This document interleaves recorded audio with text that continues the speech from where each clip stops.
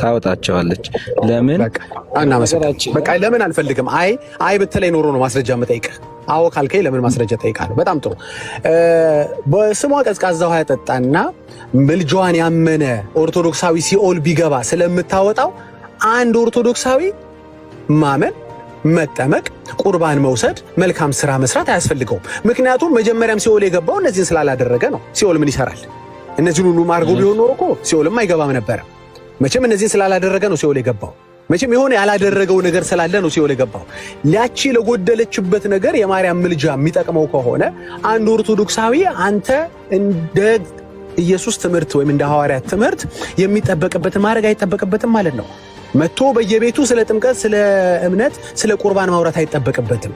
ምክንያቱም በምልጃዋ ያምናልና ቀዝቃዛ ውሃ ጠጥታልና ሲኦልም ቢገባ ይወጣል። አሁን የገባህ ነው አይደል? በደንብ የተፍታታል ነው። ለምን ለዓለም ሁሉ የሞተች ሌላ ፍጥረት አለች። እኛ መጽሐፍ ቅዱሳችን ለዓለም የሞተ ኢየሱስ ብቻ እንደሆነ ነበር የሚነገረን። ለፍጥረት ሁሉ መጽደቂያ ሆና የተገኘች 7 ጊዜ ያህል የሞተች ማርያም የምትባል አለች። አያረል። ስለዚህ ይሄ ነገር እውነት ነው ብለህ የምታስብ ከሆነ ይሁንልህ እኮ ችግር የለውም። አሁን እሱ ላይ አይደለም ክርክራችን። ይሁንልህ ከሆነልህ ግን ለምንድን ነው ወንጌል ታዲያ የሚሰበከው? ለምንድን ነው ታዲያ ለፍጥረት የክርስቶስ አዳኝነት የሚነገረው? የማርያምን አማላጅነት ሰው ከያዘ መዳን ከተረፈ ብቻ። አየህ አይደል ችግሩ? እየተረዳኸኝ ነው ወንድም? ባታስረዝመው ደስ ይለኛል። እዚህ ጋር ስንነጋገር እኮ የድንግል ማርያም ብቻ አማላጅነት አይደለም ነገር ያለ ያመነ የተጠመቀ ይድናል ነው፣ ያላመነበት ይፈረድበታል ነው ወንጌል የሚለው። ይሄ ሰውዬ የድንግል ማርያምን ምልጃ በፊት ምን ያስፈልገዋል? ጥምቀት ያስፈልገዋል። ኦኬ፣ አሁን ደግሞ ጥምቀት ያስፈልጋል ማለት ስለዚህ ውሃ በሷ ምልጃ ማመንና ቀስ በል ወዴት ነው? እሺ በፊት ድንግል ማርያምን ከመቀበል በፊት ምን አለ? ድንግል ማርያምን ለመቀበል ምን ያስፈልጋል? ጥምቀት ያስፈልጋል። በጥምቀት ቅድም ብዬላለሁ፣ የክርስቶስ ስርዓትን ሁላ ሳትፈጽም ድንግል ማርያም ጋር አትደርስም። ሲጀመር ስጋ ወደሙን ሳትቀበል ድህነት እንደሌለ እኔም አንተም እናውቃለን። ሳትጠመቅ ደግሞ ድህነት እንደሌለ እናውቃለን። እነዚህን ምግባራት አድርገ ነገር ግን ኃጢአት በደል የሰራ ከሆነ ድንግል ማርያም ትለመናለች። መልካም፣ ወደ መረጃ እንሄዳለን። ገጽ 665 ቆይ አንድ ጊዜ ወደ መረጃ እንሄድ። ይበቃል። አሁን ምንድነው ያስረዳህን መሰለ? ዝም ብሎ ምልጃ መጠይቆ መዳን የለም። ከዛ በፊት ክርስትና ያስፈልጋል፣ ማመን፣ መጠመቅ ምናምን። በዚህ ውስጥ ላለፉ ነው የሷ ምልጃ እንጂ ማንም ላልተጠመቀ ሁላ ትማልዳለች ማለት አይደለም የሚል ሐሳብ እያወራ ነው። አሁን እኔ መረጃ አሳያለሁ። መጀመሪያ እኔ እቀድምሃለሁ፣ ከዛ አንተ ትከተለኛለህ። እኔ ፍጥረት ሁሉ በምልጃዋ እንደዳነ መጽሐፍ እንደሚያወራ እነግርሃለሁ። ፍጥረት ውስጥ ግን እስላም የለም ምትለኝ ከሆነ እናያለን። እንግዲህ ፍጥረት ውስጥ ቆይ አንድ ልጨርሳ። መረጃዬን ላሳይና አንተ መረጃን ታሳይ። መረጃን ለማየትም እኮ ማመን አለብኝ በፊት። በሐሳባችንም ብንገላለጽ አይሻልም? አይ ያለ መረጃማ ልታምን አትገደድማ። ያለ መረጃ ምን ብዬ አላስገድድም። ፌር አይደለም። ለመረጃው ስላወራው ማመን የለብህም። ቆይ ወዳጄ አታቋርጠኝ። ስላወራው ማመን የለብህም። ችግር የለውም። እኔ ሌሎችንም እያስተማርኩኝ ነው። አገባ ለምናወራው ነገር መረጃ እንዳለን ነው። አሁን ቤካም ታሳየናለህ። እዚህ ጋር አንተ መናገር ያለብህ በምታምነው ነገር ነው። እዚህ ጋር ደግሞ እናንተ ያው እንደ እምነታችሁ ያው ብቻዎች መረጃው እንዳወጣ ለምን እንደፈለክ አልገባኝም ወዳጄ። በመረጃ ብንማማ ብቻዎች ብቻ አላችሁ። እኔ መጽሐፍ ቅዱስ ብትዘረዝረውም ችግር የለብኝም። ምክንያቱም አንተ በምትተረጉመው ልክ ስለማይተረጎም አንተ አዘጋጅ። እስከዛ እንዲያውም ለአንተም ጊዜ ልስጥ። አንተም የራስን መረጃ አዘጋጅ። እኔ ፍጥረት ሁሉ እንደሆነ ማስረጃ አቀርባለሁ። አንተ ደግሞ ፍጥረት ማለት ጴንጤን አይጨምርም፣ ፍጥረት ማለት ያልተጠመቀን አይጨምርም፣ እስላምን አይጨምርም ካልክ ደግሞ መረጃን ትሰጠናለህ። ምን ችግር አለ እኮ? በየተራ እናውራ። ቤካይ አንዴ አንብብልን ያችን ፓርትና ፍጥረት ውስጥ ማን እንዳሉ ይነግረናል ወንድማችን። እንዳለ ሁሉንም አነባለሁ። በነገራችን ላይ ለምሳሌ አንድ ሰው የግድ ለመዳን የዳነ ሰው የማርያም ምልጃን ገባህ እንትን ይለው አለ። ሰው አምኖ ተጠምቆ ከዳነ በኋላ ሲኦል ምን ያደርጋል? ላለመሳት ምን ያደርጋል? ሲጀምር እንዴ እምነቱና ጥምቀቱ አድኖት ወደ እግዚአብሔር መንግስት ካላስገባው ዳግቻ ምን ያደርጋል? ገሃነመ እሳት የሰረደው ምንድነው? አለማመኑ፣ አለመጠመቁ፣ አለመዳኑ ነው። ይህንንም ስታወራ ከግንዛቤ ያስገባል።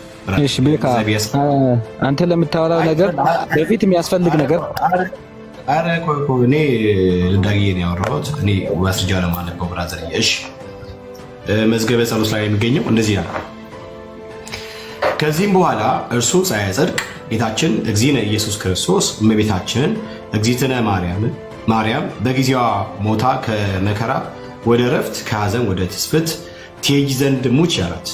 እርሷም እግዚእትነ ማርያም ልጄ ሆይ ወዳጄ ሆይ አንተን ወድጄ የአንተ እናት ሆኜ እንዴት ልሙት ብትለው እርሱ ፀሐየ ጽድቅ ጌታችን እግዚእነ ኢየሱስ ክርስቶስ እመቤታችንን እግዚእትነ ማርያም በፈቃዷ እንዳልሞተችለት አውቆ 9999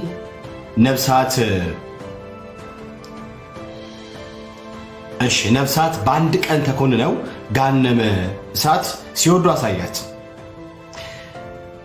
እነዚያ ነፍሳት እመቤታችንን እግዚእትነ ማርያምን ባዩ ጊዜ እናታችን ማርያም ሆይ ለዘመዱ የማያዝን አንጀት፣ ራሱን የማይሸከም አንገት፣ አንጀቱም አንጀት አንገቱም አንገት አይደለም፣ ከልጅሽ አስታርቂን፣ ከገሃነመ እሳት አውጪን፣ መንግሥተ ሰማያት አግቢን ብለው ቢያለቅሱባት እርሷም እመቤታችን እግዚእትነ ማርያም ልጄ ሆይ ወዳጄ ሆይ እባክህን ማርልኝ አለችው።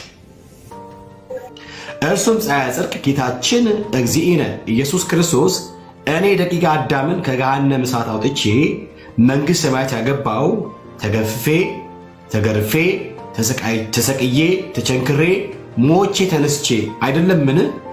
አንቺም ለነዚህ ነፍሳት በኃጢአታቸው ካልሞትሽላቸው ለዘላለም በገሃነመ እሳት ወርደው በምናቸው ካልሞትሽላቸው? በኃጢአታቸው። ቆይ እሱ ምን አለ? ከገሃነመ እሳት አውጥቼ መንግሥተ ሰማያት ያገባው ተገፍፌ። እሱ ተገፏል። ቆይ አንዴ ነው ጌታ፣ አንዴ የገብርኤል አንዴ መጽሐፉን ይጨርሳል። አንዴ ይቅርታ። እሺ ይጨርስ በፊት። እሺ ለምን አንዴ ሚዩት አድርግልኝ የኔ ጌታ፣ አንዴ ይቅርታ። ተባረክ፣ አመሰግናለሁ። ምን ይላል እዚህ ጋር ያነበበው ላይ ተመልከቱ። እንግዲህ ኢየሱስ መገፈፉን፣ መሰቀሉን፣ መቸንከሩን፣ ሞቶ መነሳቱን ከነገራት በኋላ ይሄ ኢየሱስ የቱ ኢየሱስ እንደሆነ እንግዲህ ንገሩኝ። እሱ ይሄ ሁሉ የሆነው ለምንድን ነው? የተቸነከረው፣ የተሰቀለው፣ የተገረፈው ለምንድን ነበረ? ለኃጢአተኞች ነበረ። ከዛ መልሶ ግን እናቱ ምን አላት? በኃጢአታቸው ካልሞትሽላቸው አላት። እሱ ያልሞተለት ኃጢአተኛ አለ ማለት ነው እንዴ? እሱ ሞቶ የቀረ ነበር ማለት ነው? እሱ ለዓለም ሁሉ አልሞተም ማለት ነው? የተቸነከረው፣ የተሰቀለው፣ የሞተው ለዓለም ከሆነ የተረፈ ሰው አለ እንዴ? ያልተሰቀለለት ኃጢአተኛ የሚባል የተረፈ፣ የቀረውን ደግሞ አንቺ አርጊው የሚባል የቀረ ህዝብ አለ ወይ? እዚህ ጋር ነው ችግሩ ያለው። ኢየሱስ ለዓለም ከሞተ በኋላ ሌላ ፍጡር ለዓለም ሞተ ብለን እኛ እናምን፣ እኛ ክርስቲያን ስለሆንን ማለት ነው። በቃ ኢየሱስ የሞተው ለዓለም ሁሉ ነው፣ ያልሞተለት አለ ብለን አናምንም። ተርፎ ከዛ በኋላ ደግሞ የቀረውን ደግሞ ማርያም የምትሞትለት ኢየሱስ ሰጀስት የሚያረጋት ማርያም የለችም። እኔ እንደሞትኩ ሙቼ ያላት ማርያም የለችም።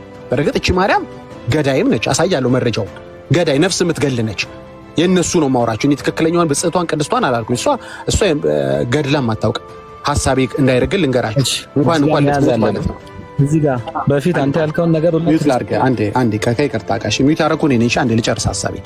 እዚህ ጋር ትልቁ ኪዩ ነገር ያለው እዚህ ጋር ነው። አየህ፣ ለፍጥረት የምትሞት ለዓለም የምትሞት ማርያም የምትባል የለችም።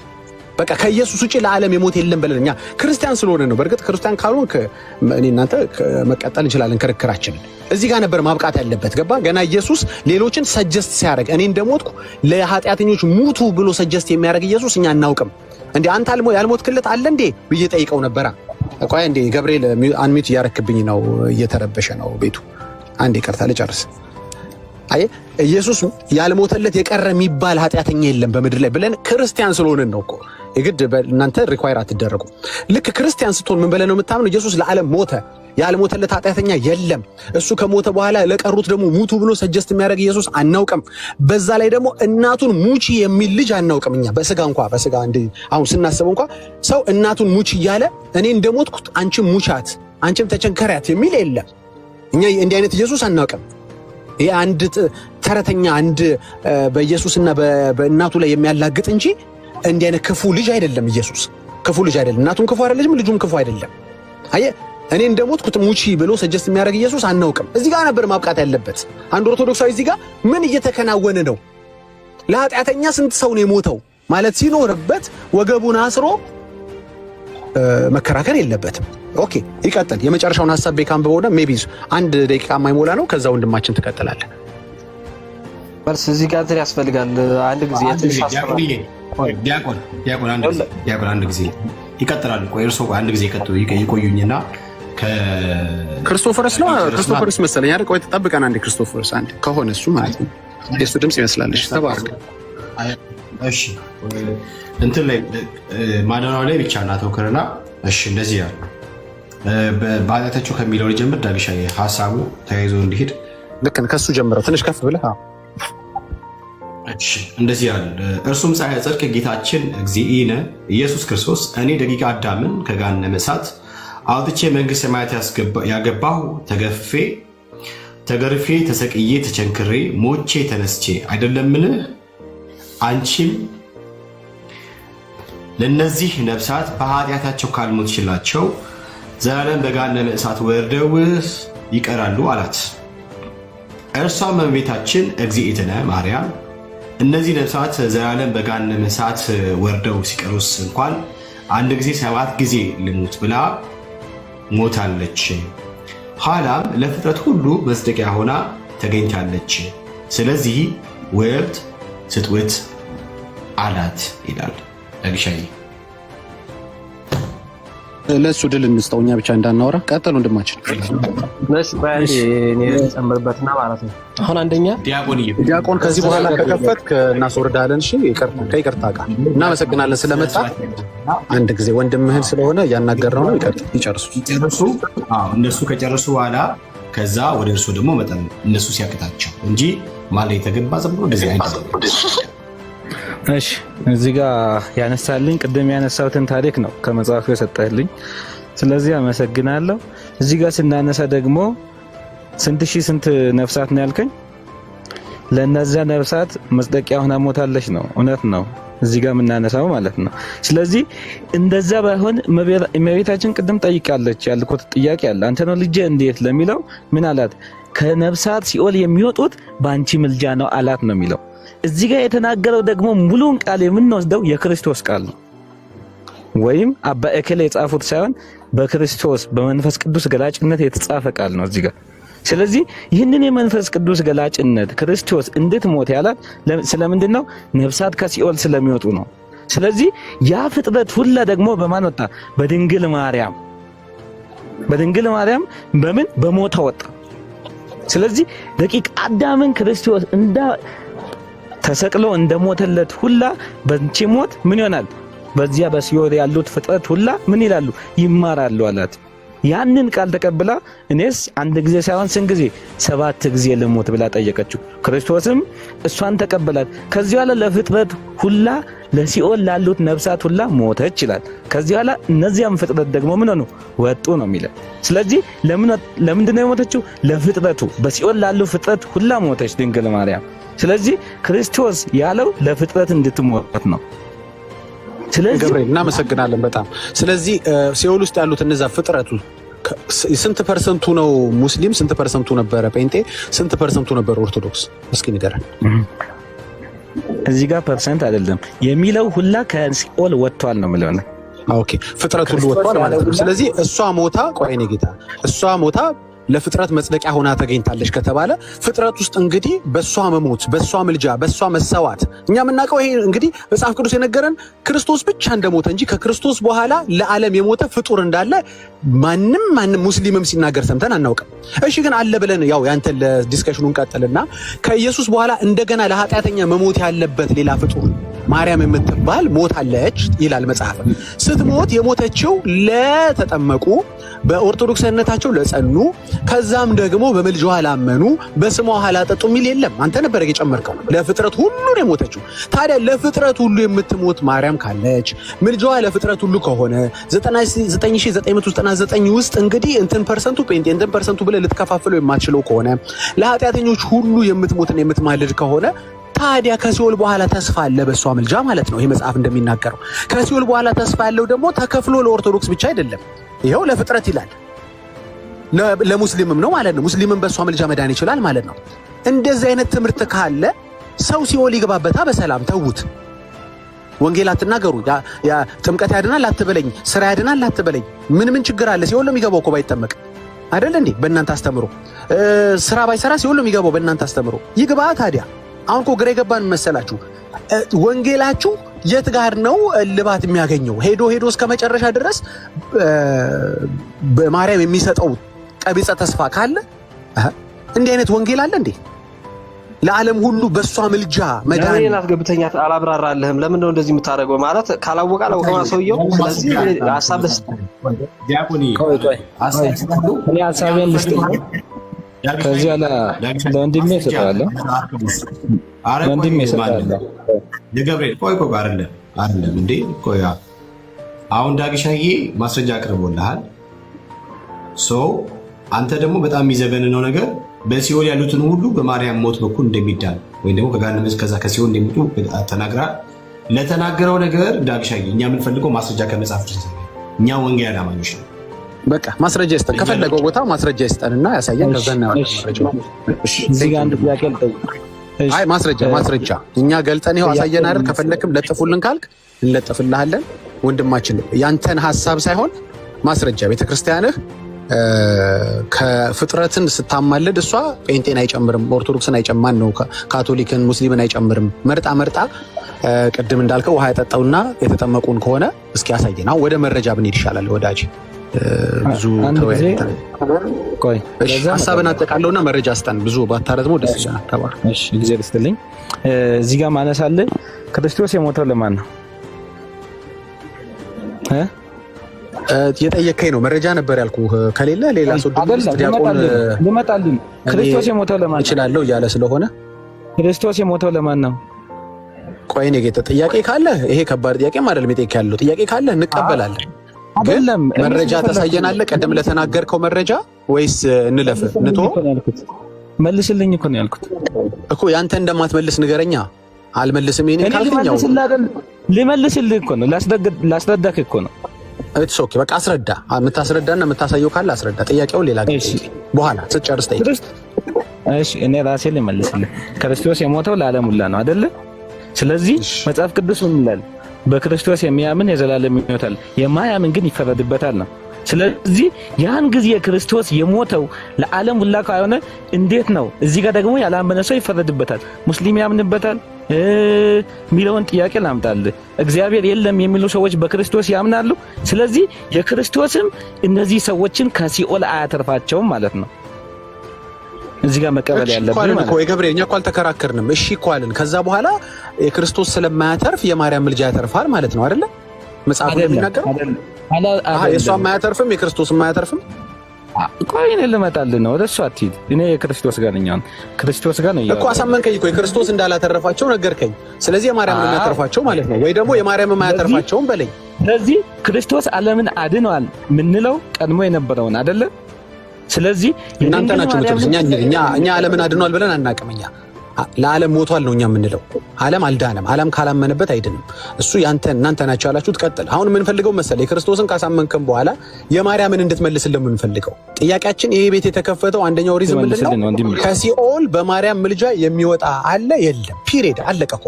አለ ካልከን ይበቃናል። በቃ ይሄን መልስ ነው የምንፈልገው። ይሄን የሰማ ኦርቶዶክሳዊ ከዛ በኋላ ቤተክርስቲያን ዝር ይላል ወይ?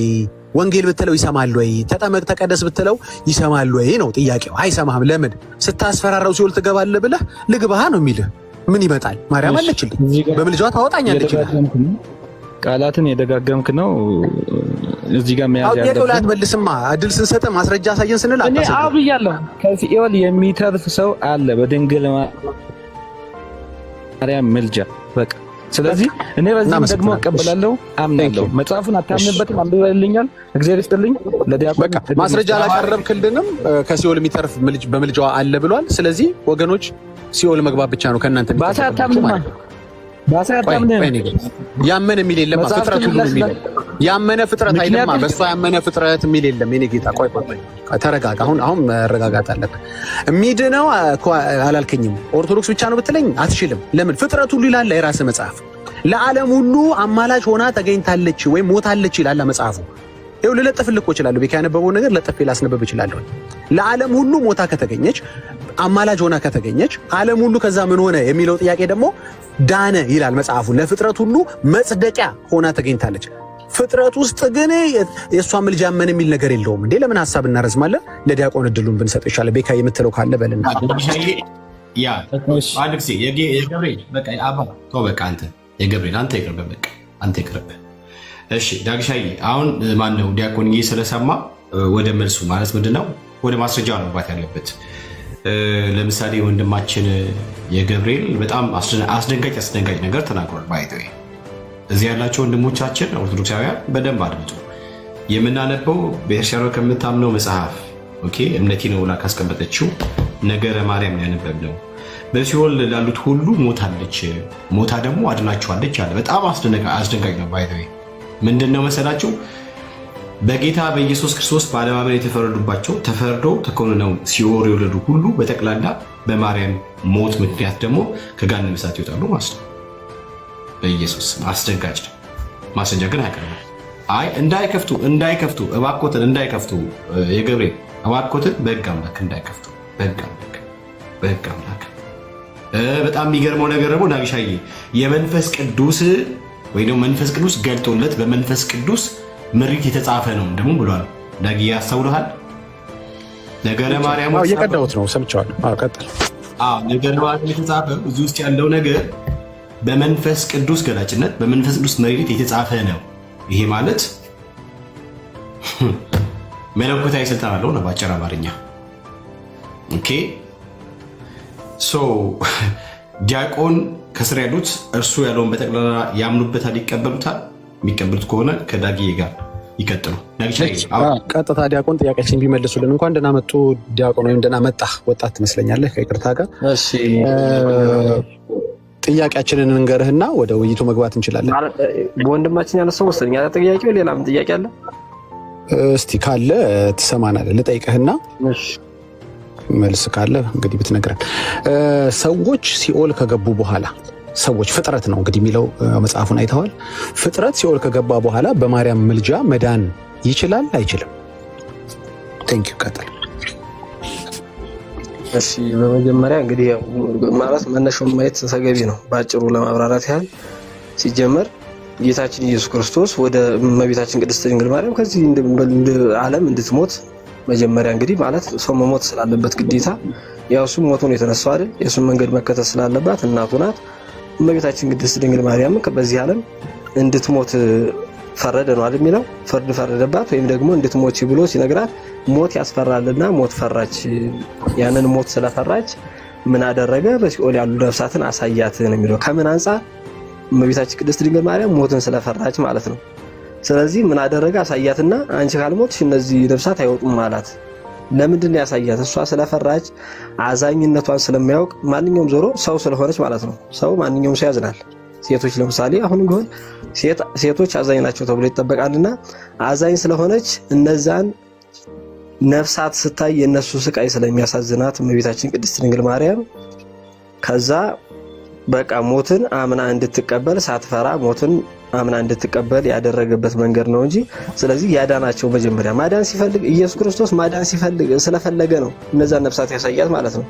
ለምሳሌ ማዳን የማይችሉ ከሆነ እነሱን አለማሳየት ይችላል፣ ዝም ብላ መሞት ትችላለች ማለት ነው። ስለዚህ ያዳናቸው ኢየሱስ ክርስቶስ ነው እንጂ እመቤታችን ቅድስት ድንግል ማርያም ናት ተብሎ ግን እሷ ምክንያት ሆናለች። በቃ እንደ ምክንያት አድርጎ ልክ ለሷ የምትሞትበትን መንገድ ነው ያሳያት እንጂ። ስለዚህ እንደሚያድናቸው ክርስቶስ ለዓለም የተሰቀለው ዓለምን ያዳነው ነፍሳትን ሁሉ ከሲኦል ያወጣው ኢየሱስ ክርስቶስ እንደሆነ ቤተክርስቲያናችን በደንብ አድርጋ የምታምንበት ይህን ትምህርት ነው። ስለዚህ እመቤታችን ቅድስት ድንግል ማርያም እዚህ ጋር የተጠቀሰችበትን መንገዱን ነው ማየት ያለብህ እንጂ እነዛን ነፍሳቶችን ለማዳን ነው ማርያምን የገደላት ወይም ደግሞ የሞተችው ብለህ ትምህርት ሊሰጥበትም አይችልም ማለት ነው። ምክንያቱም ያነሳበትን መንገዱ ዲያቆን አመሰግናለሁ። ጥያቄ ልድገምልህ። ከጥያቄ ርቀሃል። ያው ኦርቶዶክሳኖችም ነፍሳት አይድኑም። ለምን ሞትን እንዳትፈራ እንደዚህማ እናወራ እንደዚህማ ቀረበላት ማለት ነው። ስለዚህ ለዓለም ሁሉ የሞተች ማርያም አለች ምናምን በቃ ለዓለም ሁሉ የሞተች ማርያም የለችም። አንሰማም። ቤካይ ትምህርት የቤተክርስቲያናችን ትምህርት አይደለም። ሰማለሁ። ቤካይ እዚህ መጽሐፍ ላይ የተጠቀሰው ከምን አንፃር ነው ካልከኝ ግን አሁን ካልኩ አንፃር ነው። በቃ ሌላው ማብራሪያ ምናምን አያስፈልገውም። ስለዚህ የቤተክርስቲያናችን ትምህርት የምትሰጡበት ነገር ሌላው የሚያምንበት ያልሆነውን ነገር እሺ ተመልሶ ይግባ። አይ ቲንክ እየሰማን አይደለም። ግባ። አንድ ቁጥር ጻፍ። ዲያቆን ሳትገባ ወሬ አናወራ፣ በሌለበት አናወራ። አንድ ቁጥር ጻፍ። እየሰማን አልመሰለኝም። ጌታ ሆይ ድረስላቸው። በጌታ አንድ ቁጥር ጻፍ ዲያቆን። ጌታ ሆይ ድረስላቸው። ዲያቆንዬ ይላኩና ይግቡ። በጌታ ኢየሱስ ተባረኩ። እሺ ዲያቆንዬ ይላኩ። ዲያቆን ወይኔ ጂሰስ ከባድ ነው። እሺ ታብታቡን ለመቶ እናስገባ። ማህበረ ቅዱሳን ሼሩንም ከ1.1 ድራማ ነው የምትሉት። ገብቶ ለጴንጤ የሚጠቅም ነገር እኮ አላወራም እኮ። የጴንጤን አስተምሮ አለም የእናንተን አስተምሮ ነው አውርቶ የወጣው እኮ። ምን ለእናንተም ድራማ እናሰራል እንዴ? ለእኛም ድራማ እናሰራም። ለማንም የምናሰራው የለ። ይኸው እኮ መጽሐፍ መልሶ እያጋለጠው ነው ያሰት ትምህርትን። በራሳችሁ ቆንጭራ ራሳችሁ ሐሰት ትምህርት ይታረል። እሺ ዲያቆን መግባት ካልፈለገ ሌላ ሰው አንድ ቁጥር ጻፉ። መግባት ሌላ ሰው ይግባ። እስከዛ ሰው ሰላም ልበል። ፈቀድልኝ በእና ስለጠፋው አንዴ ቤቱን ለአንዴ ላተራምሱ። እስኪ ኧረ ተው ቤካቶ ተው። እኔ እኮ ሰፊ ጊዜ ሊሰጠኝ ይገባል ትላለህ። የጠፋሁበት ታስቦ ቢኒዬን ሰላም ልበል፣ ግርምሽዬን፣ ማርቨል፣ ግሎሪ፣ መስዬ እንደገና ሁላችሁንም ሰላም ብያለሁ። የተወደዳችሁ ወንድሞቼ ተባረኩ፣ ቀጥሉልኝ።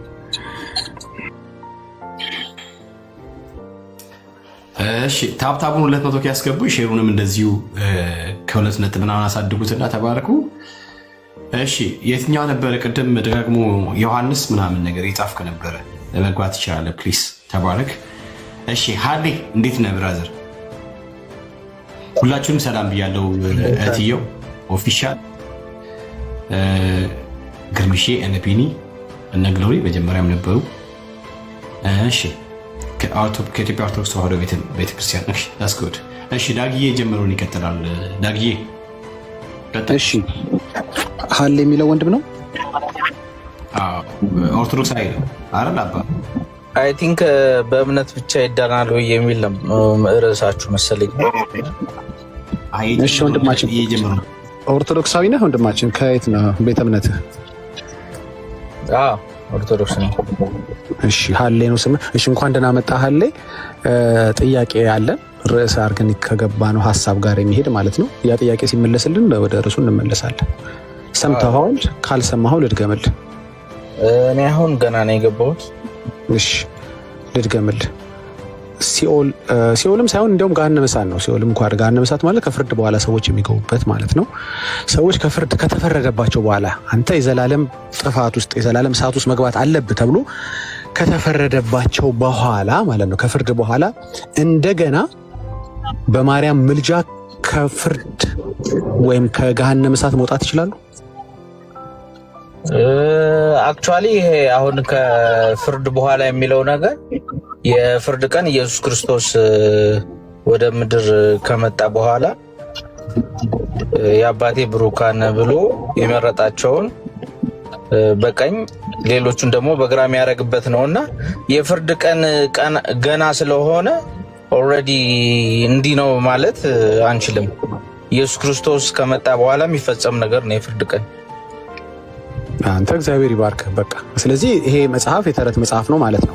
ገና ፍርድ ባልተደረገበት በዓለማችን ላይ እንግዲህ እግዚአብሔር ጌታ መጥቶ ፍርድን ባላደረገበት ፍርድ ተደርጓል፣ ከዛ ከሲኦል ወጥቷል ምናምን የሚለው መጽሐፍ ተረት ነው ማለት ነው። ምክንያቱም ገና ፍርድ ባልተደረገበት ተረት ነው ሳይሆን አሁን ቤተክርስቲያኗ ይሰማል የሆነ ድምጽ ወይ ቤካይ አንድ ጊዜ ዲያቆን ይመጣሉ። ከዲያቆን ጋር ይመጡ ይጨርሱ። አንድ ጊዜ ዲያቆን። ኧረ እቺ ግን ምርጥ ሐሳብ ወንድማችን አምጥቶ ነበር። እሺ ወደ ዲያቆን ነው። አይ የፍርድ ቀን ሲጀመር ገና ነው የሚል ነው የኔ ሐሳብና እኔም ካንተ ጋር ነው መስማማው ወዳጄ። ቆይ አንዴ ተጠብቀናል። በጣም ቴንክ ዩ። ጥሩ ነገር ሐሳብ። ቤተክርስቲያኗም እንደዛ አትልም። ምናልባት እሱ ተሳስቶ ከሆነ የፍርድ ቀን ራሱ አይ ያለው ሰው አይደለም ያለው መጽሐፍ ነው ያለው። አንድ መጽሐፍ ላይ ብቻ አይደለም ብዙ መጽሐፍ ላይ ያሳይሃለሁ። እኔ ድርሳና ገድሉ መግባት ስለማንፈልግ ማስረጃ ወጣና ከዛ በኋላ እሱ ራሱ ይከራከር ለሚለው ነገር። እሺ እኔ ጌታ አንዴ ቆይ ሚውት አድርግልን። ገና ብዙ መጽሐፍቶች ስላሉ እናሳያለን። የፍርድ ቀን ራሱ ቀኑ ራሱ አይታወቅም። አልሰማም እንዴ? ቆይ እኔ ጌታ ልክ ነህ እኮ አንተ የምታወራው እስካሁን ጥሩ ነው።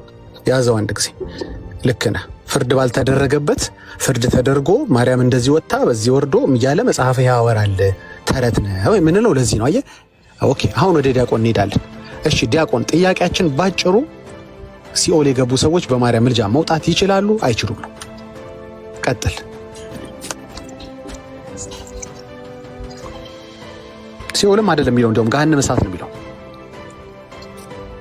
ይሰማል ዲያቆን? ሚዩት ላይ ነህ እያወራህ ከሆነ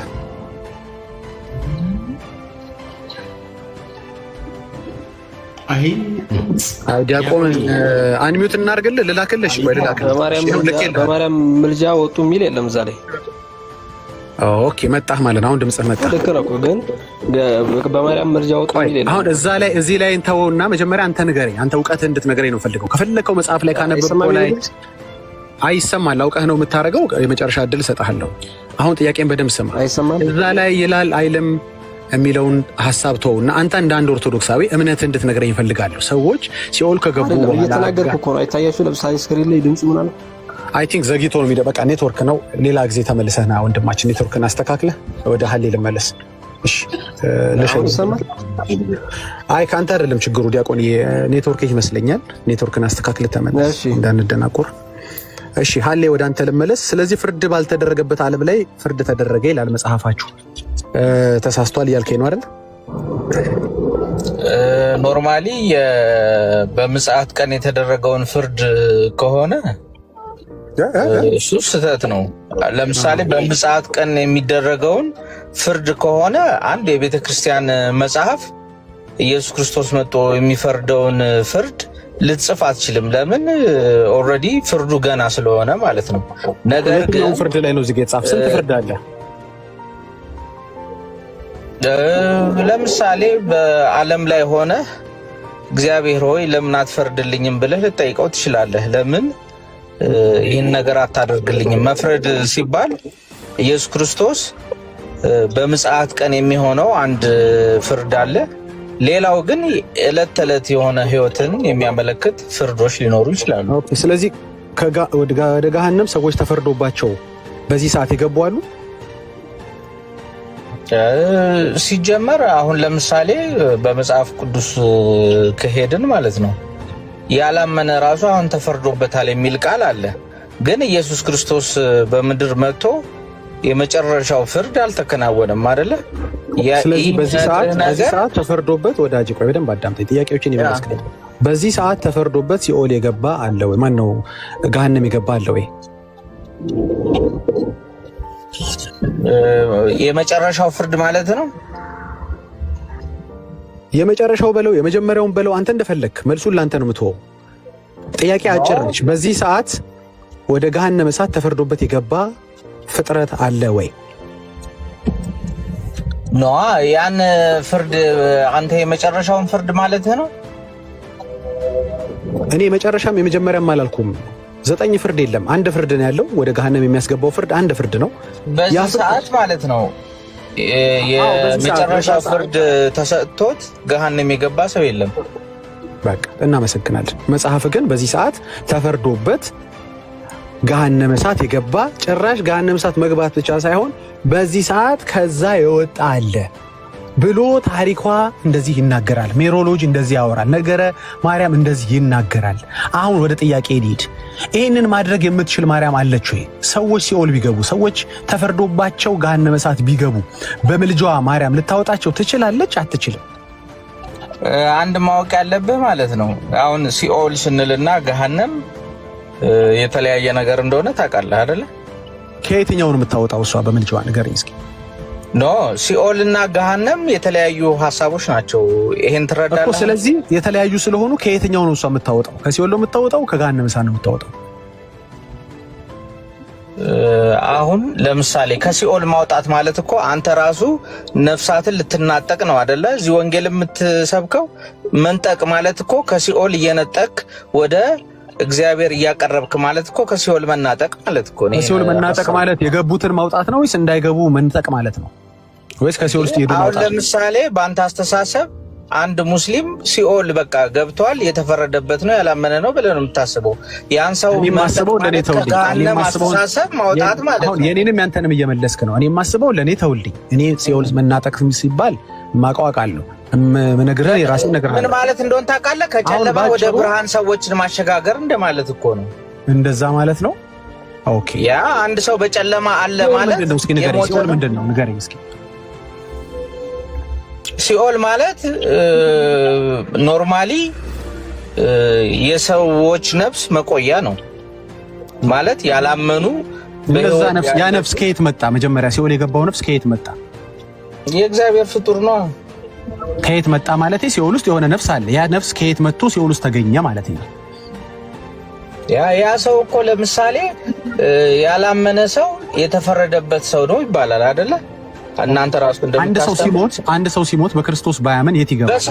ያ እኮ ነው በሲኦል ነው ያለው ነው የምትለው። አንድ ያላመነ ሰው አይድንም የምትለው እኮ ለዛ ነው። አሁን አንድ ሰው በክርስቶስ ካላመነ ቢሞት በዚህ ሰዓት ወደ ሲኦል ይገባል እስኪፈረድበት። ሲኦል ገባ፣ መልካም። አንተ እንደገና ከሲኦል ትናጠቃላችሁ እያልከኝ ነው? ከሞተ በኋላ ነፍሱ ሲኦል ከገባች በኋላ የሰዎችን ከጨለማ ወደ ብርሃን መምራት ማለት ነው። ቆይ አማርኛው ካልገባ ገብቶኝ እያስረዳሁህ ነው ያለሁት። አንተ አሁን ከጨለማ ወደ ብርሃን ታሸጋግረው ምን ማለት ነው? እኔ መጀመሪያ አሻጋሪም አይደለሁም። አንተ ለራስ ተጠቀመው እሱን ቃል። እኔ አሻጋሪ አይደለሁም። አሁን ሐሳቡን እንደዚህ ጠቅለል ልናርገው። ሲኦል ማለት ሰዎች ከሞቱ በኋላ የሚገቡበት እንጂ እንዳይሞቱ የምንናጠቅበት ቦታ አይደለም። አየህ፣ ሰው ከሞተ በኋላ ነፍስ ስለማትሞት በሲኦል ስለሚቀመጥ እኔ ከዛ አወጣሁት ማለት እኮ የሞተን ሰውዬ የሚያድን ወንጌል አለኝ ማለት ነው። እኔ የሞተን ሰውዬ የሚያድን ወንጌል የለኝም። ለሰዎች አንድ ጊዜ ሞት ከዛም በኋላ ፍርድ ተመድቦባቸዋል ነው የሚለው ዕብራውያን እንጂ ከዛ በኋላ ይግባኛል የሚል የለም። ከሲኦል መናጠቅ ማለት መጀመሪያውኑ ቆይ ልጨርስ የኔ ጌታ። ከሲኦል መናጠቅ የሚለው አማርኛው በራሱ ምን ማለት መሰለ? እንዳይገባ መጀመሪያውኑ ወደ ሞት እንዳይሄድ መናጠቅ ነው እንጂ ከገባ በኋላ ጨልፎ ማውጣት አይደለም። እንደዛ ከሆነች አንድ ሙስሊም በአንተ አስተሳሰብ ለምን እንደምታቋርጠኝ አልገባኝም፣ ግን የመጨረሻውን ሐሳብ ልናገር ነበር። ይቅርታ፣ ለአንተም እድል እሰጥሃለሁ። እሺ፣ እድል ስላሰጣችሁ እኮ ነው። እሺ፣ ይቅርታ፣ አንዴ ልጨርስልህ ሐሳቤን እንጂ ሲኦል ውስጥ ከገባ በኋላ ነፍስን ላወጣም አልችለው ለመሰለ ሲኦል ውስጥ ለገባች ነፍስ ወንጌል መመስከር አልችልማ። እንዴት ትሰማኛለች? የት አግኝቼ እነግራታለሁ? ወይንም ሲኦል ገብቼ ነው የምነግራት? እንደዛ አልችልም። ስለዚህ ለመናጠቅ መጀመሪያ ነገር የምትናጠቀው ሰውዬ በምድር ላይ ከሲኦል በፊት ከሞት በፊት የሆነ ሰው መሆን አለበት። ከሞት በኋላ ያለ ሰው ወንጌል አይሰማም። ምን ብለህ ትናጠቀዋለህ? ምን ብለህ ስለ ኢየሱስ ትሰብከዋለህ? ስለዚህ ይሄ ነገር ትንሽ ግራ የተጋባህ ይመስለኛል። ለማንኛውም ግን ያንተ ማርያም በእርግጥ ከሲኦል ትናጠቃለች፣ ከገሃነመ እሳትም ትናጠቃለች። አሁን አንተ ሴን ታምንበታለህ ወይ ነው ጥያቄው። ከሲኦልና ከገሃነመ እሳት የምታወጣ በእርግጥ መጽሐፉ እንዲያውም ጭራሽ ከፍርድ በኋላ እኮ ነው የሚናገረው።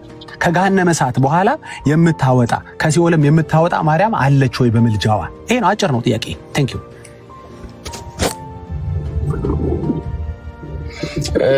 አንድ ማወቅ ያለብህ ማለት ነው የእግዚአብሔር ምሕረት እስከ መጨረሻው የፍርድ ጊዜ የሚዘጋ ነገር አይደለም።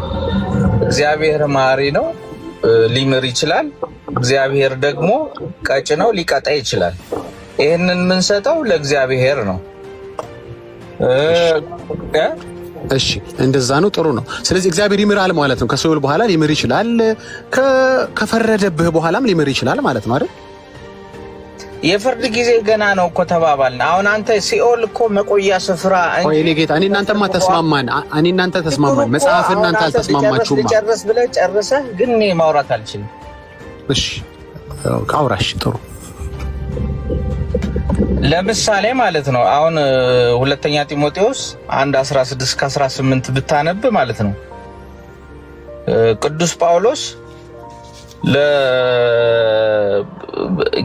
ጌታ በዛ ጊዜ ምሕረትን ይስጠው ብሎ ለምሳሌ ተናግሯል አይደለ? ይህ የሚነግርህ ነገር ምንድን ነው? ቅዱስ ጳውሎስ ለምሳሌ አንዴ ነው ፍርድ፣ አንዴ ነው ይሄ ነገር ኦልሬዲ አንዴ ሲኦል ከገባ በኋላ ምንም ለውጥ እንደማይመጣ እያወቀ በዚያ ጊዜ ይማረው ለምን ይላል? መልስ ብለኸኝ ሚውት ካረኩልህ በኋላ እየጠየከኝ ያለው መልስ እኮ አሁን ለምሳሌ እሺ ሁለተኛ ጢሞቴዎስ ምዕራፍ ወደ ፍትሐት እንሄዳለን። የእኔ ጌታ ወደ ፍትሐት ወደምታስከፍሉት ሀብታም ብቻ ወደሚገባበት ወንጌል እንገባለን። አሁን የእኔ ጌታ ሊትራሊ እያወራህ ያለው እኮ አንድ ሰው ከሞተ በኋላ ብለህ ስታወራ you are talking about እኮ ፍትሐት እኮ አይደል? እኔ ማርያም ፍትሐት እንደምታደርግ አላውቅም ነበር። ማርያም ፍትሐት ታደርጋለች እያልከኝ ነው? ይሄን ነገር ፍትሐት እኮ ጸሎት እኮ ነው እንዴ? ማርያም ፍትሐት ታደርጋለች ወይ ነው የምልህ? አዎ ወይ ማለት ጸሎት እኮ ነው። ፍትሐት ጸሎት ነው። ምንድነው? በጣም ጥሩ። አሁን በጣም ጥሩ ታደርጋለች ማለት እኮ ፍትሐት የተደረገለት ሰው ወይ ስማኝ፣ ወይ አሁን ወደ ፍትሐትም ብትሄድ ችግር የለም። ፍትሐት የተደረገለት ሰው ነፍሱ ይማራል አይማርም? ምን አልከኝ? ፍትሐት የተደረገለት ሰው ነፍሱ ይማራል አይማርም? የመማርና አለመማር የእግዚአብሔር ስልጣን ነው። እኛ ግን የማን ስልጣን ነው ብዬ አይደለም የጠየቅኩት። የማን ስልጣን ነው ብዬ አልጠየቅኩም። ይማራል አይማርም? እግዚአብሔር ይሄ የእግዚአብሔር ፈቃድ ነው ሲልህ ሊማርም ላይማርም ይችላል እንደማለት ነው። እሺ እኔ መረጃ ከቤተ ክርስቲያን አሳያለሁ። አሁን ርዕሱ እንዳትቀይርብልኝ ነው እንጂ ፍትሐት ያስምራል 100% እንደሚያስምር ቤተክርስቲያን ከቤተክርስቲያን አውጥቻ አሳያለሁ። ወደ ፍትሐት ያ እኔም እኮ እያልኩ እኮ እንደዛ ነው እኮ ያስምራል እያልኩ ነው። ግን አሁን ከሰከንድ በፊት እኮ ሊማርም ላይማርም ይችላል እኮ። አንድ ለምሳሌ እንትን ነው አሁን ፍትሐት ብለህ ስታስብ ስለ ጸሎት ነው እያወራን ያለ ነው። ለምሳሌ አንተና እኔ ጸሎትን ጸልየን እግዚአብሔር ያንተን ጸሎት ሊመልስ ይችላል፣ የኔን ጸሎት ሊመልስ ይችላል። ያ ማለት ጸሎት አይሰራም ማለት ብለን ኮንክሉድ ማድረግ እንችላለን። ስለዚህ አይሰራም እኮ አይደለም ያልኩህ እኮ። ስለዚህ ፍትሐት ስለሚሰራ አንድ ሰው ፍትሐት ከተደረገለት መንግስተ ሰማያት ይገባል ወይ ነው እኮ የጠየቅኩህ። እኔ እኮ አይሰራም ብዬ በከራከር እንደዛ ካልክማ ማለት ነው ሰው ሁሉ ይጸልያል አይደለ? ነገር ግን የሰው ሁሉ ጸሎት ይመለሳል እኮ። ስለዚህ ፍትሐት ስለማይመለስ ይገባል ነው አይገባም እያልከኝ መልስህን ብቻ ንገረኝ። በፍትሐት አንድ ሰው ይገባል በማርያም ምልጃ ወደ መንግስተ ሰማያት ይገባል አይገባም? እኔ እኮ ልክ አይሰራም ብዬ ተከራከርኩ አስመሰልከው። በእርግጥ እኔ ይሰራል ብዬ አምኜ አይደለም፣ በኋላ እመጣበታለሁ። የራሴን እምነት ተነግርሃለሁ። እንደ ኦርቶዶክሳዊ ግን ወይኔ ጌታ በምድር ላይ ያለ ሰው ጸሎትን በለው እኮ ጸሎትን በለው እኮ የተጸለየ ጸሎቱ ላይ አይመለስም ማለት ነው። ይህ ማለት ነው የሁሉም ጸሎት ካልተመለሰ እግዚአብሔር ጸሎትን አይሰማም ብለን ኮንክሉድ ልናደርግ አይመለስም። ጸሎት የሁሉም ጸሎት አይመለስም። ለምን እኮ ስለማይመለስ ፍትሐት የተደረገለት ሰው ላይገባም ሊገባም ይችላል ማለት ነው ወደ መንግስተ ሰማያት አይደል? ለምሳሌ አንድ ሰው ወንጀልን እየሰራ ነገር ግን እግዚአብሔርን ከልቡ ጸጸትን ሳያሳይ ቢጸልይ ጸሎቱ ይሰማለታል ማለት ነው አይደለም? እኮ አይሰማም ማለት ነው። አሁን እኮ መሰለህ ልክ እኮ ነው የምታወራው። ጸሎት ላይሰማም ሊሰማም ይችላል። ፍትሐት ሊሰምርም ላይሰምርም ይችላል ማለት ነው። ስለዚህ እንደሱ ከሆነ በፍትሐት ማለት ጸሎት ነው። ለጸሎት የሚሰራው ሁሉ ለፍትሐት ይሰራል። ለጸሎት የሚሰራው ሁሉ ለፍትሐት ሁሉ ይሰራል። ማርያም ትጸልያለች። ያ አንተ ሲኦል የገቡና ገሃነመ እሳት የገቡን ጸልያ ወደ መንግስተ ሰማያት ታስገባቸዋለች። እንዳልኩ ሲኦል ማለት መቆያ ስፍራ ነው። ከመጨረሻው ሲኦል ምን ማለት ነው አላልኩም። የፈለከው ትርጉም ስጠውና ለሲኦል ከዛ ሲኦል አንተ ከምትለው ሲኦል አንተ ትርጉም ከሰጠለት አሁን አንተ ሲኦል ሰማኝ አይደለም። ያዳመጥከኝ ጥያቄ የማትመልስልኝ ከሆነ አትሽከርከር። በአንዴ ቤካዬ እንዲያው በአንዴ አሁን እቺም ቀጥታ እንዲመልስልኝ እፈልጋለሁ። ወንድሜ አታድክመኝ። አንተ ይሰማል አይሰማም ምን ነገርከን፣ ጨረስከን። የማርያም ጸሎት ይሰማል አይሰማም አለቀ። እቺ ነገር የማርያም ጸሎት ይሰማል። ነገር ግን ስለዚህ አንድ ሰው ለማርያም የነገርናት ይመለሳል ማለት ማርያም አጸልይም ማለት አይደለም። ቆይ እኔ ስማኝ፣ እኔ ስላንተ ምን ገር አይደለም ያወራሁት። አንተ ባይደው ማይክ ታፍኗል። የሆነ ወይ ሄድፎን ምናምን ካለ ያስተካክለው። እየጠየቅኩ ያለው ስላንተ አይደለም። እኔ ጠየቅኩ ስላንተ ቢሆን ትነግረኛለህ። እኔ ጠየቅኩ ያው ስለ ፍጥረታት እያወራን ያለው ስለ ደግሞ ራሴ ነው። ማርያም ከሲኦል ማውጣት ትችላለች ወይ? ከገሃነም ከፍርድ በኋላ ማውጣት ትችላለች ወይ? በምልጃዋ በጸሎቷ አዎ ወይም በቃ የስ ቴንክ ዩ አመሰግናለሁ። የስ ብሏል። እንግዲህ ሰምታችኋል። ስለዚህ የስ ካልክ ሚዩት አድርጉ። እሺ ወንድሜ ሐሳቢን አንተ በምድር ላይ ያለ የጸለይከው ጸሎት ሁሉ ተመልሶልሃል? ቆይ እኔ ጌታ አንተ እያልክ አታውራኝ። ማርያም እያልክ እኔ ማርያም አይደለሁኝም። የማርያምን እንጨርስ። ከዛ ስለኔ ነው እኮ ማርያም ከኛ የተለየች። እሺ ሚዩት ላርግ። እሺ አንድ ጊዜ ቆይ ሚዩት ላርግ። በጣም ይቅርታ። የማርያምን እንጨርስና ስለኔ እናወራለን። ማርያም ግን የማይሰማ ጸሎት የላትም። ይሄን ኦርቶዶክሳኖች ሁሉ ከስር አንስማማ የምትሉ ከፈለጋችሁ ጻፉ። አይ ላይሰማ የሚችል ጸሎት አላት የምትሉ 2 ቁጥር ጻፉ። አይ ጸሎቷን ላይሰማል የምትሉ 1 ቁጥር ጻፉ። አለቀ። ወንድማችን ግን ምን አለ? ጸሎቷ ይሰማል አለ። ጸሎቷ የሚሰማ ከሆነ የኔ ነው እንጂ የማይሰማው የሷ ግን ይሰማል። ገብቷችኋል? የሚሰማ ከሆነ ከሲኦል ማውጣት ትችላለች ስለው አዎ አለኝ። ከገሃነመ እሳትስ ማውጣት ትችላለች? አዎ አለኝ። ታዲያ የምታወጣ ከሆነ ከኔ የሚጠበቀው ገሃነመ እሳት መግባት ብቻ ነው ማለት ነው? ሲኦል መግባት ብቻ ነው? አይ አይደለማ። ቅድም ያኛው ወንድም እንዳለ ኦርቶዶክሳዊ መሆን አለብህ፣ መጠመቅ አለብህ፣ በስመ ውሃ ያጠጣ መሆን አለብህ ሲል መጽሐፍ አውጥቼ ያሳየሁት ኖ ፍጥረት ሁሉ ጸደቀባት ነው የሚለው። ለዓለም ሁሉ አማላጅ ሆና ተገኝታለች ነው የሚለው መጽሐፉ። ከፋፍላ አንተ እንደምትለው ለጴንጤ ለኦርቶዶክስ ሳይሆን ለዓለም ሁሉ ነው አማላጅ ሆና የተገኘችው። ወይ ንገሩንና እነከሌን አታማልድም እነከሌን ታማልዳለች ብላችሁ አዲስ ትምህርት ንገሩን። የእናንተ ነው የምናወራው ተቀበለ ነው አይደለም። ምልጃዋ የሚሰራና የማይሰራበት አለ ብላችሁ እናንተ ንገሩን። ወንድማችን ግን ይሰራል፣ ጸሎታ ይሰራል አልክ። እንደሱ ከሆነ ወንጌል ለምን ያስፈልጋል? ወንጌል እኮ ሰው የምንሰብከው መጀመሪያውኑ ሲኦል እንዳይገባ ነው እንጂ ከገባ በኋላ ልናስወጣው አይደለም። ልንናጠቀው ነው እንጂ ከገባ በኋላ በይግባኝ ልናስወጣው አይደለም። ገባ? ከገባ በኋላ ግን መውጣት ተስፋ ካለ ፍትሐት በሚባል በለው በምልጃዋ በለው ካለ ይግባ። ታዲያ ተወው፣ ወንጌል አትስበከው፣ ቸርቾችን ዝጋ። በቃ መጽሐፍ ቅዱሶችን አቃጥላቸው። ምን ይመጣል? ሲኦል ነው ቢበዛ የሚገባው። ቢበዛ ተፈርዶበት ገሃነም ይግባ። ታዲያ ይወጣል፣ ተስፋ አለ እያለች ነው ቤተ ክርስቲያንህ። አንተም ደገምክልኝ። ምን ብለህ? ይሰማል ጸሎቷ። እንዴ ኃጢአተኛ እንደዚህ መጽሐፍ ቅዱስ ያቃጠለ ቤተ ክርስቲያን የማይመላለስ ያልተጠመቀ? አዎ ይላል መጽሐፋችሁ። ተኮንነው ወደ ሲኦል ሲወርዱ አሳያት ይላል። ወደ ገሃነመ እሳት ሲወርዱ አሳያት ይላል። የተኮነኑ ነፍሶችን ማርያም መልሳ ታወጣለች። ወንጌል ሲኮንናቸው ማርያም ትታደጋቸዋለች። መጽሐፍ ነው የሚለው። ስለዚህ እንዲህ አይነት ተስፋ አለ ብትል ከሆነ ክርስትና አያስፈልግም ማለት ነው። ምን ያስፈልጋል? አሁን ይሄ ነው እኮ የተሳሳተ አስተሳሰብ ባይዘው ዳጊ። አሁን ሃፍ ጀነራላይዜሽን ይባላል። እሺ ቤካ ይቀጥል። ማይክ ታፍኗል ወንድማችን ሀሌ። አይሰማም የኔ ድምፅ? አሁን አሪፍ ነው ግን ቆይ አንድ ጊዜ አንድ ሰከንድ ብቻ። ዳግሻዬ ነው የሚቀጥለው። እኔ ዳጊ ነው የሚቀጥለው። ዳግሻዬ አሁን ለምሳሌ ወንድማችን ሲኦልን መቆያ ነው ብሏል። ገሃነመ እሳትስ ምን ሞኛ ነው? ገሃነመ እሳት ማለት ኢየሱስ ክርስቶስ በመጨረሻው ፍርድ በኋላ ሁሉም እንደ ድርሻው እንደ ስራው ይከፈለዋል እንዳለ የመጨረሻው ውሳኔ ነው። ሲኦል ቤካ መቆያ ስፍራ ነው ብለህ አታስብም? አይ በቃ እኔ ተመልሶልኛል። ዳግሻ ይቀጥል። ግን ክፍሉ የሚለው ስለ ገሃነመ እሳት ነው የሚያነሳው። ዳጊ ይሄን ነገር ነጥለ ለይተህ እንድታወራ ስለፈለግኩኝ ነው። አዎ የባሰው እሱ ነው። የነገረ ማርያም ችግር ምን መሰለህ ወንድማችን ሀሌ፣ እንማማርበት። አንዴ አንተ ላይ ለመጮህ ፈልጋለሁ። እንማማርበት። ጨርሰህ አሁን የባሰው ነው። የኔ መግባት ምንድነው ጥቅሙ ታዲያ? እሺ አንዴ እችን ሀሳብ ወንድማችን ስላነሳ፣ ወንድማችን ያው ሆስት ስለሆነ እሱ ቤት ስለሆነ፣ አይ ሆስቱ አንተ ራሱ እኮ ሆስቱ ነህ እኮ ዩ አር ዋን እኮ አይደል? እሺ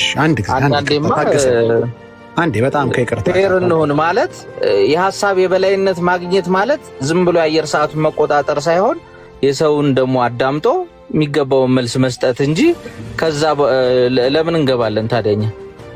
እሺ በቃ ቀጥል አንተ ሚዩት አድርግልሃል። ያ አይ አንተ ቀጥል እኮ አውራ፣ ግን ቀጥል። እኔ በጣም ከስራ ያሉ ወንድሞቻችን ግልጽ እንዲሆንላቸው ስለፈለግኩኝ ነው። ለምሳሌ ሲኦል ማቆያ ነው ብለህ አልክ። እሺ ማቆያ ነው ሲባል ግን ሰዎች በምድር እያሉ ወንጌል ተነግሯቸው ከጨለማው ዓለም ወደሚደነቀው ብርሃን ስለሚመጣበት ጉዳይ አይደለም። ዳጊ ከፍሎ ኦኬ ለይቶ አሳይቷል። አሁን አንድ ሰው ከሞተ በኋላ መቆያው ሲኦል ነው ነፍስ ለማትሞት ብለን ወሰነ። እዚህ ጋር ግን የሚለው ገሃነመ እሳት ብሎ ስለሚል ገሃነመ እሳት በአንተ ፍቺ ሰው በመጨረሻው ኦኬ በነጩ ዙፋን ፍርድ ተኮንነው ተፈርዶ የመጨረሻውን ፍርድ ሲያገኝ የሚሆንበት ቦታ ነው ብላል። እንግዲህ እዚህ ጋር ያለው ክፍሉ የሚያወራው ስለ ገሃነመ እሳት ስለሆነ ይህንን ጉዳይ ስፔሲፊክ አድርገ ነው ተሰየም። ይህን ስታወራ ደግሞ እኛ ክርስቲያኖች ነን፣ ወንጌል አማኞች ነን። ፕሊዝ በተቻለ መጠን ማስረጃ እየቀረበ ቢወራ አሪፍ ነው ብዬ ነው የማስበው። ለምታምኑበት ከስራ ያሉት ኦርቶዶክስ ወንድሞቻችን እህቶቻችንም ትምህርቱ ፈጽሞ ከቀደሙት ከሐዋርያት ትምህርት የወጣ ኦኬ ከክርስቶስ ትምህርት የወጣ የማይታወቅ እንደሆነ እንዲያውቁም ጭምር ስለምንፈልግ ማለት ነው። ዳግሻዬ ገሃነመ እሳትና ሲኦልን በዚህ መንገድ ከፍሎ ነው ሊያሳይ የሚገባው። ሲኦልና ይቀጥል ቤካዬ፣ ችግር የለም። ትንሽ አጠር እያደረግን ሁላችንም እንቀጥል። በጣም ጥሩ። እሺ ቀጥል። አንድ ትልቁ ነገር ማወቅ ያለብን ማለት ነው ኢየሱስ ክርስቶስ ከገሃነም ከሲኦል እንዳወጣቸው እናውቃለን አይደለ? አንደኛ ጴጥሮስ 3 ላይ ማለት ነው። በነፍስ ግን ሕያው ሆነ፣ በእርሷም ደግሞ ሄዶ በወህኒ ወይም ደግሞ በሲኦል ለነበሩ ነፍሳት ሰበከላቸው ይላል አይደለ? በሲኦል ያለ ሰው ሊሰበክለት እንደሚችል አንደኛ ጴጥሮስ ላይ ያስረዳናል አይደለ? ይህንን ታምናለህ ዳጊ? አዎ መለኮት ከሆነ ይችላል። ኢየሱስ መለኮት እኮ ነው፣ ሰው ብቻ አይደለም። ማርያም መለኮት ናት እንዴ? አንድ ማወቅ ያለብህ እኛ ራሱ ጥያቄን ትመልሳለህ ብዬ ነበር ሚዩት ያደረኩልህ። ጠየቀኝ። ያው በትህትና መቼም አንተንም ላለመጫን ብዬ አዲስ ሀሳብ ስታመጣ እየመለስኩ ነው። እንግዲህ እኛንም ግን እየተረዳህን፣ እሺ ዝምታችንን አድቫንቴጅ አትውሰድበት። አድል አሁንም ደግሜ ልስጥህ፣ ሚዩት ላድርግልህ። የጠየቅንህ ጥያቄን እየመለስክልን አይደለም። በእሷ ምልጃ ሰዎች መውጣት የሚችሉ ከሆነ ወንጌል ምን ያስፈልጋል? ቤተ ክርስቲያኖች ይዘጉ፣ ቢበዛ ሲኦል ነው የሚመጣው። ከዛ ደግሞ በፍርድ ወደ ገሃነመ እሳት ነው የሚወረደው። ይወረዳ፣ ምን ችግር አለው? እሷ በምልጃዋ ታወጣለች፣ አንተም አዎ ታወጣለች ብለህናል። ገባ? ይሄ ነው። አሁን አንድ ሀሳብ እንደው ብትፈቅድልኝ 1 ደቂቃ ላውራት ትፈቅደኛለህ ወይስ ሚዩት ላድርግ? አውራት። እሺ እኔ ጌታ አመሰግናለሁ። ምን ልልህ መሰለህ፣ እንደው ብትለኝ እንኳን የሚያስኬደው መሰለህ፣ ፈራጁ እሱ ነው። እንግዲህ እሷ መለመን ብቻ ነው። ፍርዱ እኮ የሱ ነው። ሊያወጣም ይችላል ብትለኝ ጥሩ ነበር። እንደሱ ስትለኝ ደግሞ ምን ብዬ እልሃለሁ መሰለህ፣ እሷ ጠይቃው እምቢ የሚላት ነገር አለ ወይ እልሃለሁ። የለማ በእናንተ ትምህርት ገባ? እሷ ጠይቃው እምቢ የሚላት ነገር የለም። በእርግጥ በምድር ላይ እኛ መጽሐፍ ቅዱስ ላይ አንድም ቦታ እሷ ጠይቃው በእርግጥ አንዴ የጠየቀችው እምቢ ያላት ነገር የለም። በሰማይ ይከናወናል ብለህ የምታምን ከሆነና እሷ አማልዳ ከገሃነም ሊውጡልኝ ብላ የሚከለክላት ከሌለ ተመልከታየ። በኢየሱስ ፍርድም ማሰበብ አይቻልም። ፍርዱ የሱ ነው፣ የምናውቀው ነገር የለም ማለት አይቻልም። ፍርዱ የሱ ቢሆንም እሷን እምቢ አይላትም። 100% አድንልኝ ካለች ታድናለች። እንደሱ ከሆነ ይግባ ሰውየው ሲኦል፣ ምን ችግር አለው? ቸርቾች ይዘጉ፣ ወንጌል ምን ይሰራል? እንደው የሆነ ነገር አጠር አድርገህ ብትል ደስ ይለኛል። ቴንክ ዩ። እሺ ዳጊ ተረድቻለሁ ያንተን ሐሳብ ማለት ነው። ኢየሱስ ክርስቶስ ሲኦል ገብቶ ሰበከላቸው የሚለውን ሐሳብ እሱ መለኮት ታፈነ ማይክ ይሄ ነጌታ አይ ቲንክ የሆነ እሱ መለኮት ስለሆነ ነው ብለህ ተናግረህ ነበረ። እሺ የኔን ተውከው፣ አሁን የሚያወራውትም ጥያቄም ተውከው። ወደ አንተ እንመለስ። ኖ አይ እሱ ኦልሬዲ በዲስትራክሽን ሐሳቡ እንዳይጠፋ ብዬ ነው። እንያዘው እሱን እንያዘውና ስለ ሲኦል መግባት መለስበታለሁ። ተመለስበትና ዋናው ነገር ጥያቄ እባክህ መልስልን። ይቀርታ ኢየሱስ ክርስቶስ በሲኦል ገብቶ ሰበከላቸው፣ ነፃ ወጣቸው የሚለውን ሐሳብ እሱ መለኮት ስለሆነ ነው፣ እሷ ግን ሰው ናት የሚል ሐሳብን አንስተሃል። ነገር ግን ማለት ነው በእግዚአብሔር የሚያምኑ ቅዱሳን የመለኮቱ ተካፋይ የጸጋው ተካፋይ እንደሚሆኑ በሁለተኛ ጴጥሮስ 1:4 ላይ በእነዚያም ክፉ ምኞት በዓለም ካለው ጥፋት አምልጣችሁ ከመለኮት ባህሪ ተካፋዮች እንድትሆኑ በእርሱ ክብርና በጎነት የተከበረና እጅግ ታላቅ የሆነ ተስፋ ሰጠን ይላል። እኛ የመለኮቱ ባህሪ ተካፋዮች ነን። አንድ ሰው በኢየሱስ ክርስቶስ ስም ሲፈውስ የመለኮቱ ባህሪ ተካፋይ ስለሆነ ነው እንጂ እንዲሁ ሰው ሆኖ ብቻ የሚፈውሰው ነገር አይደለም። ይህንን ነገር ማወቅ አለብህ። ያ ማለት ደግሞ ኢየሱስ ክርስቶስ ያደረገውን ሁሉ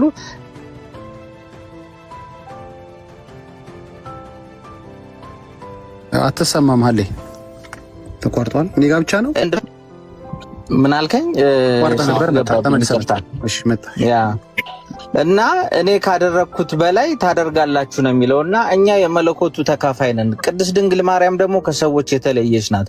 ከመለኮቱ ከኛ በላይ የምትካፈል ጸጋን የሞላባት እናት ናትና የኢየሱስ ክርስቶስ እኔ ካደረግኩት በላይ ታደርጋላችሁ ስላለ ድንግል ማርያም ያን ነገር አታደርግም ማለት ኢየሱስ ክርስቶስን መጠራጠር ነው። ባይዘው እሺ ሀልዬ ያልተረዳኸኝ ነገር አለ። እኔ ታደርጋለች አታደርግም እኮ አልኩ። ታደርጋለች ብለን እናስብ እኮ አልኩ እኮ። ቅዱሳን የሚያደርጋሉ ከመለኮት ባህሪ ተካፋይ ናቸው ማለት መለኮት ናቸው ወይ? በኋላ ጠይቃለሁ። እሺ እንዲያውም እኛ ነው ያልከው። ባይዘው ቅድም እሱ ላይ እመጣላለሁ። እኛ ከመለኮት ባህሪ ተካፋይ ነን ብለሃል። እኔ በደንብ እሱ ላይ ብናወራ ደስ ይለኛል። ጥሩ። አሁን ጥያቄ አታወጣም እኮ አላልኩም እኮ። አሁን ለዲስከሽኑ ታወጣለች። ለዲስከሽኑ ነው ያልኩኝ፣ ያመኝበት አይደል? እሺ ታወጣለች። እንደሱ ከሆነ ስለምታወጣ ወንጌል ምን ይሰራል ነው እኮ የምልህ። ቅድስና ምን ይሰራል? መጠመቅ ማመን ምን ይሰራል? አየህ አሁን እኮ ጭራሽ አንተ ጨመርክና ምን እሷ ብቻ ሌሎች ቅዱሳን ሁሉ እኛም አልከኝ። ታዲያ እናንተ የምታወጡ ከሆነ ገባ እንግዲህ መለኮትን ሊያወጣ ነው ማለት ነው። ወይም የመለኮቱን ተካፋይ ከሲኦል ሊያወጣው ነው ማለት ነው። እሺ ችግር የለም። እኔ አይወጣም ይወጣል አይደለም ጥያቄ። የሚያወጣ ከሆነ ወንጌል ምን ይሰራል ንገረኝ እስኪ። የክርስትና ምን ይሰራል እንዴ? ሰው በክርስትና ውስጥ እንደ እግዚአብሔር ፈቃድና ትምህርት እንደ ሐዋርያት ትምህርት ባለመኖሩ አይደል እንዴ ሲኦል የሚገኘው ገሃነም የሚፈረድበት? ይፈረድበት ምን ችግር አለው ታዲያ? ወንጌል ምን ይሰራል እኮ ነው የምልህ። አሁን እኮ ይሄ ንግግርህ ወንጌል ምን ይሰራል ድምዳሜ ያመጣል። ይሄን የሰማ ሰው ከዛ ከገባን በኋላ ተስፋ አለ እንዴ ብሎ እንደፈለገ እንዲኖር ያደርገዋል። ከክርስትና እንዲርቅ ያደርገዋል እኮ ነው የምልህ። አንተ እየተመላለስክ ልታሳምን የምትሞክረው እንዴት ጸሎቷ እንደሚሰማ እንዴት ምልጇ እንደሚሰማ እንኳን እሷ ኢየሱስ ከሲኦል አውጥቶ የለው ምናምን ትለኛለህ። አንተ እንዳልከው እኮ ሆኖ ከቀጠልን ወንጌል አያስፈልግም። ይሄ ነገር ሰው ሰራሽ ነው የምንልበት ምክንያት ምንድነው? የአጋንንት ትምህርት ነው የምንለው ምክንያት ምንድነው? ሰዎች ሲኦል ግቡ እንጂ ችግር የለውም እያለ ያሰናዳቸው ነው ያዘናጋቸው ነው። ይሄን የሰማ ሰው ዝር አይልም። ያንተ ትርጉም እኮ ነው ዳጊ። አሁን ችግር የለውም የሚለው ነገር በኦርቶዶክስ ችግር አለው በለኛ። እንግዲህ እኔ ችግር የለውም እያልኩ ነው። ስለ ቤተክርስቲያን ድህነትን ማለት ነው በጸጋው ማመንና ስራን አነባብራ ሳይመልቲኒየስሊ ነው የምትቀበለው። ለዛ እኮ ነው አንተን እኛ ስራ የምንለው እኮ እኛ ችግር የለውም የሚለውን ስለምናስቀር እኮ ነው። ዋን ሴቭድ ኦልዌይስ ሴቭድ የሚለው ነገር እኛን አይመለከተንም። ይመለከታል እንጂ ወዳጄ፣ በእናንተ እኮ ትምህርት አንድ ሰው ዋን ሴቭድ ኦልዌይስ ሴቭድ የሚባል ነገር የለም በእኛ ቤተክርስቲያን ዳጊ። ይሄው እያሳየው እየነገርኩህ ይግባ እንጂ ሲኦል ገብቷል ይድናል። መጀመሪያ ኢቭን የኛ እንደውም አሁን ለምሳሌ አንድ ነገር ማመን ያለበት ዳጊ ማለት በድንግል ማርያም ጸሎት ሚውት ያረኩ ነኝ። በጣም ይቅርታ እስካሁን አላረኩም። አንድ ሺፍት እንዳያረግ እንደውም ይሄንንም ሐሳብ ፈልገዋለሁ። ስለ ዋንስ ሴቭድ አይደለም ዋንስ ሴቭድ ኦልዌይስ ሴቭድ ስለሚለው በኋላ እናወራበታለን። አንዴ ቆይ ከርዕሳችን አንተ እንዳልከው የኔን ተወውና እኮ ነው በቃ እኔ ተሳስቻለሁ አንተ ልክ ነህ ተባልና ለጊዜው አንተ እንዳልከው ከሆነ ታዲያ ሰዎች ሲኦል ይግቡ ምን ችግር አለው? ለምን ወንጌል ትነግራቸዋለህ? ገባህ? ለምን መልካም ስራ ስሩ ትላቸዋለህ? ለምን ተጠመቁ ትላቸዋለህ? ባለመጠመቃቸው ጥምቀት ያድናል ካልከኝ ካልተጠመቀ አይድንም ማለት ነው። አይዳና ምን ችግር አለው? ይግባ ሲኦል። አንኮ ግራ የገባህ እኮ እሱ ነው። እኔ የምከራከር አታወጣም ቢሆን ኖሮ ታወጣለችን ለማሳመን መጣጣር ነበረብህ። እሺ ታወጣለች። የምታወጣ ከሆነ ግን ክርስትና ምንድነው ጥቅሙ? የሐዋርያት ትምህርት ምንድነው ጥቅሙ? እጅ ላይ ያስከው መጽሐፍ ቅዱስ ምንድነው ጥቅሙ? እቺን ብቻ መልስልኝ እባክህ ከቻልክ። እሺ ዳጊ፣ አንድ መረዳት ያለብህ ነገር ማለት ነው በእኛ ቤተክርስቲያን ምን ችግር አለው? ችግር የለውም ሲኦል ከገባህም በኋላ ምንም ነገር ቢሆን በእመቤታችን ጸሎት ትመለሳለህ የሚል አስተሳሰብ የለም። አንድ ነገር ማወቅ ያለብህ ትምህርት ግን አለ፣ አስተሳሰብ የለም። ትምህርት ግን አለ። ሩፓ አትሰማም እኮ ዳጊ። ቢያንስ 30 ሰከንድ እንኳን አሰጠኝም። አንድ ሰው በድንግል ማርያም ጸሎት ሲያምን ማለት ነው ክርስቶስን ሳያምን ድንግል ማርያም አትሰማውም ሲጀመር ማለት ነው። ስለ ድንግል ማርያም ጸሎት እንደሚሰራ የሚያስብ ሰው ክርስቶስን ያወቀ ክርስቶስን የተረዳ የክርስቶስን አምላክነት ያመነ ሰው ነው ሲጀመር ማለት ነው። ገባ? ከዚህ አንግል ልትረዳው ይገባል። በድንግል ማርያም ጸሎት ብቻ የሚባል ነገር የለም። አምላክ ብቸኛ አምላክ ኢየሱስ ክርስቶስ ነው። ገባ? ስለዚህ ያመነ ብቻ ነው የምታማልደው ማለት ነው። ድንግል ማርያም ጸሎት ስታስብ ኢየሱስ ክርስቶስ አምላክህ እንደሆነ አምናሃል ማለት ነው፣ ባይ ዲፎልት ማለት ነው። አንድ ማስረጃ እኮ እያመጣ በነገራችን ላይ እኔ ይቅርታ ግልኝና ማለት ነው ምንም ማስረጃ ከዚህ ግን እቺን ፖይንት ቤካ ይጨርስልን። አሁን ምን አለ መሰለህ ወደ እስካሁን የመጽሐፍ ቅዱስ ክፍል የጠቀሰው ማን እንደሆነ ሰሚው አዳምጣል። አክቹሊ ችግር የለውም። አሁን እኮ ቆንጆ ነገር አምጥተሃል። አሁን ምንድነው ያልከው መሰለህ መጨረሻ ላይ ሁሉም ምን አይደለም ያመነ ነው፣ እሷን ባይ ዲፎልት አመነ ማለት እግዚአብሔርን ያመነ ነው ብለሃል። በጣም ጥሩ። ስለዚህ ጸሎት ያመነ እኮ የቅዱሳን ጸሎት እንደሚሰራ ታፈነ፣ ድምጽ ታፈነ። በቅዱሳን ጸሎት ኃይል እንደሚያደርግ የተናገረ አምላክ ስላመንክ ነው ስለ ቅዱሳን ጸሎት የምናወራው። ሲጀመር በኢየሱስ ክርስቶስ ስላመንን ነው። እሷን ያመነ የተጠመቀ ነው። እሷን ያመነ የተጠመቀ ነው እንዴ? ኢየሱስ ክርስቶስን ማመን ማለት እኮ መጀመሪያ ማለት ነው ማመንና መጠመቅ እኮ ነው። ኦኬ፣ ማመንና መጠመቅ ነው። አንድ ሰው ግን አልጠመቅም ቢልስ? አንድ ሰው አልጠመቅም ካለማ ኢየሱስ ክርስቶስን ትእዛዝ አልተቀበለም። ብትወድ ትእዛዛቴን ጠብቁ እንዳለ ኢየሱስ ክርስቶስን ሲጀመር አትወደውም ማለት ነው። ምን ይሆናል? አልጠመቅም ቢል አልጠመቅም ካለ አይድንም። በጣም ሲምፕል። የት ይገባል? ሲኦል ይገባል? አይድንም። ሲኦል ነው የሚገባው። ተፈርዶበት ገሃነም ይገባል። ኢየሱስ ክርስቶስን ስላልተቀበለ ለዚህ ሰው አሁን የድንግል ማርያም ጸሎት አይሰራለትም። ለምን? ኢየሱስን ሲጀመር አልተቀበለም።